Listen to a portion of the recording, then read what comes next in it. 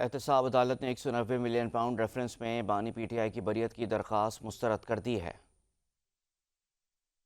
Adiala jail Rawalpindi میں احتساب عدالت کے جج ناصر جاوید رانا نے 190 ملین پاؤنڈ کیس کی سماعت کی۔ عدالت نے وکلا صفائی کو کل نیب تفتیشی افسر پر جرح کرنے کا حکم دیا۔ بانی پی ٹی آئی کی اہلیہ بشرا بی بی کی درخواست ضمانت پر فیصلہ پہلے ہی مرکزی ریفرنس کے ساتھ منسلک ہے۔ احتساب عدالت نے 190 ملین پاؤنڈ ریفرنس میں بانی پی ٹی آئی کے بریت کی درخواست مسترد کر دی۔ ریفرنس کے آخری گواہ تفتیشی افسر میاں عمر ندیم پر آج جرح نہ ہو سکی۔ بانی پی ٹی آئی کے وکلا نے بریت کی درخواست پر دلائل دیے۔ بانی پی ٹی آئی وکیل کا کہنا تھا نیب ترامیم فیصلے کے بعد یہ کیس بنتا ہی نہیں۔ نیب ترامیم کی روشنی میں کابینہ کے فیصلوں کو تحفظ حاصل ہے۔ نیب پروسیکیوٹر کا کہنا تھا بانی پی ٹی آئی نے کابینہ کو مس گائیڈ کیا ہے۔ کابینہ کے سامنے 190 ملین پاؤنڈ سے متعلق اصل حقائق کو چھپایا گیا۔ عدالت نے فریقین کے دلائل سننے کے بعد بانی پی ٹی آئی کی درخواست بریت مسترد کی۔